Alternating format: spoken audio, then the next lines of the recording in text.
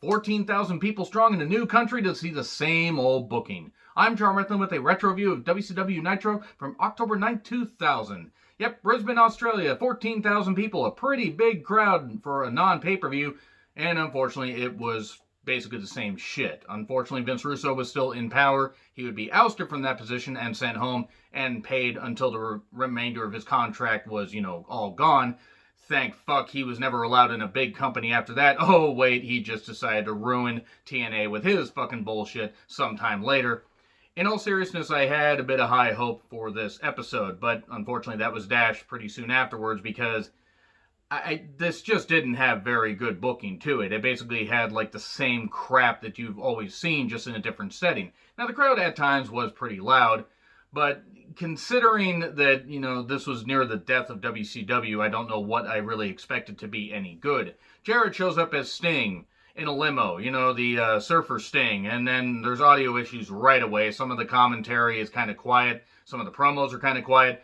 To be fair, when you're in another country, these things happen. Then we get Elite Skipper versus Ray with Tigress. Tigress joining commentary.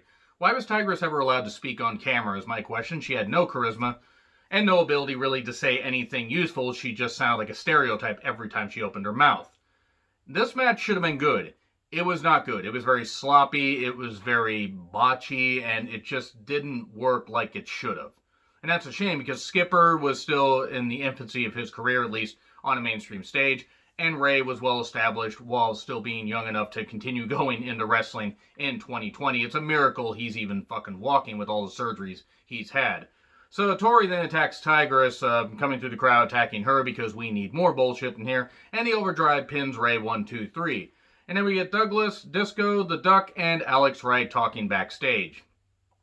The Duck was the most charismatic of anybody, and it was an inanimate object that didn't speak. Also probably was on less drugs than any of them, especially Shane Douglas by this point. The Natural Born Thrillers and Mike Sanders are talking, and Sanders is talking while the Thrillers just kind of shout, but they don't have a mic, and Sanders says, I'm going to get ratings by putting Tigress and Tori in a down underwear match. I wonder why women were never taken seriously in 2000, even in WWE, because they had to fight through a lot of bullshit. A loud Russo sucks chant, which angered Mark Madden, but to be fair, Mark Madden knows about things that suck because he sucked on commentary in the brief time that he was allowed to basically butcher every program he was on, and Vince Russo has, and always will fucking suck. And then here's Ernest Miller. Hey, let's combine our powers. With our powers combined, we can be the worst commissioner team ever. MIA shows up, and then a brawl breaks out, because we can't have nice things, and we gotta have messy booking. We then have Stacy arriving in a car, and then Jarrett as Sting in catering and everything as Surfer Sting. This kept going on forever, even when it didn't work the first time. Then we get Boogie Nights, which was, no, not the fucking movie. We get, it's with a K, so they can avoid that kind of issue, and, any legal issues. It's Alex Wright and Disco Inferno with the Disco Duck versus Jindrak and O'Haire tag title match. Okay, so we get a ref bump and we get new tag champs, but Sanders is like, no, you knocked down the ref. You should be disqualified, but the Thrillers beat them up, and then he restarts the match. Jindrak and O'Haire win, so they retain the tag titles. Whatever, Disco never belonged anywhere near a championship anyway, but this was fucking messy as usual. The crowd does chant bullshit. They show footage of the Nitro girls at the Koala Sanctuary with a whole bunch of other animals, like kangaroos and stuff like that. Koalas are really diseased creatures, by the way, if you look it up. So we then get Jeff Jarrett promoting the Stinger MasterCard. Because reasons. And then we get Mark Madden interviewing Stacy. Stacy says it's none of your business who the father of the kid is. Why the fuck do you say that then, Stacy? Why'd you put this out there? Just go away from TV and don't announce that you're pregnant. Oh, they have to do this because it's car crash television that Vince Russo loves doing. And then she says to David, you need to stop. If you want to blame anybody, blame me. And then Madden runs her down, basically calls, says maybe she doesn't know how many men she slept with. That's why she doesn't know who the father is. And then David comes down. He should have knocked out Madden. And I'm going to go on record and say that Mark Madden should have been left in the Australian outback. Nobody would have missed him. His own mother fucking left him because she was embarrassed to have him as a son. So then here's Crowbar. He's trying to talk some sense into David. And then Mike Awesome shows up. And this was, my God, this is terrible. We've only had 2 matches, and none of them were good because it was either constant interference or a bunch of bullshit. Tori versus Tigress, down underwear match. Look, why? You have to be stripped to lose. I mean, I get it. Look, you want to put 2 women that I guess are considered attractive. I mean, Tori was. Tigress really isn't my cup of tea. Tori really has a lot to answer for with being the denier of certain things that she is, the fucking moron. But, it was stupid. Tori got stripped, she lost, and then Shane Douglas shows up, confronts Tigress. Konnan shows up to do the save.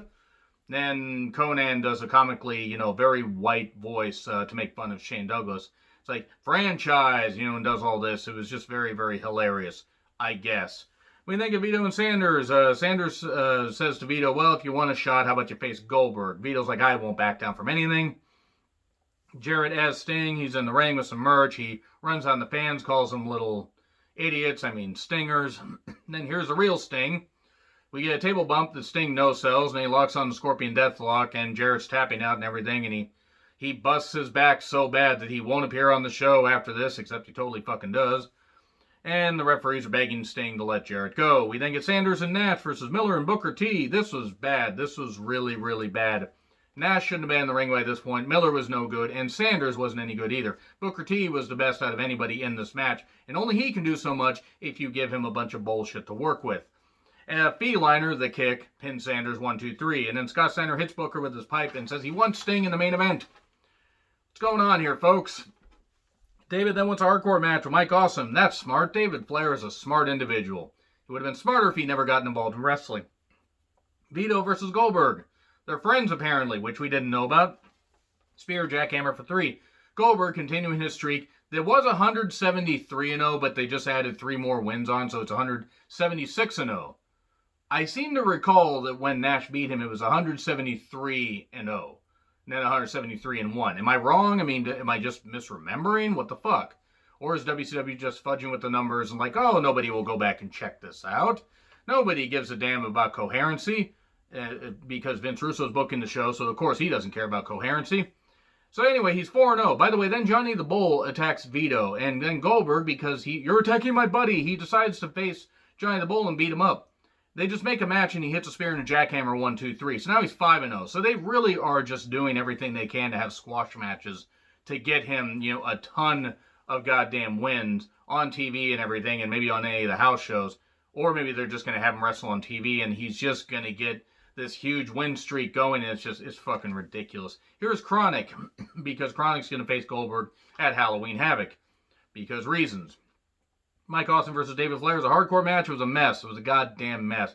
Chair shot to the head. Glad they don't do those anymore. Running Awesome Bomb for 3. David barely got any offense in. And then he was going to do another Awesome Bomb, but Ric Flair shows up in a limo and talks Mike Awesome down, says, you're a father. Please don't do this. He tries to get David's attention, but he's like, oh, leave me alone. Get away from me. You can't control me, Dad. I'm an adult. I can do my own thing. I can still have a career. Oh, God. This family drama is so fucking bad. Team Canada here. And they're basically just doing the same old stuff. Oh, and earlier, Kiwi tried to help Major Guns get new gear. But yeah, Team Canada does their typical stuff. Lance Storm runs down the Australian people.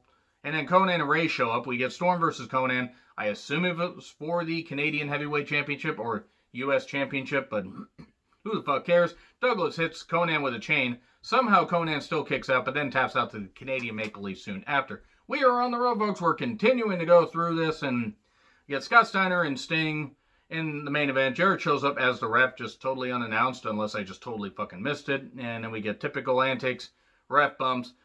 We get a pipe to Sting, because why the fuck not? And then Miller attacks Jarrett. Booker shows up as a ref. Sidekick to Scott Steiner. Scorpion Death Drop 1, 2, 3. There. That's all I got to say about that. I just got a few more months left of this. October show's coming fast and furious to you. But yeah, this was a really bad episode. Agree, disagree with what I said? Like, share, subscribe. Twitter handle in the description. I'm John Ritlin. I'll see you soon.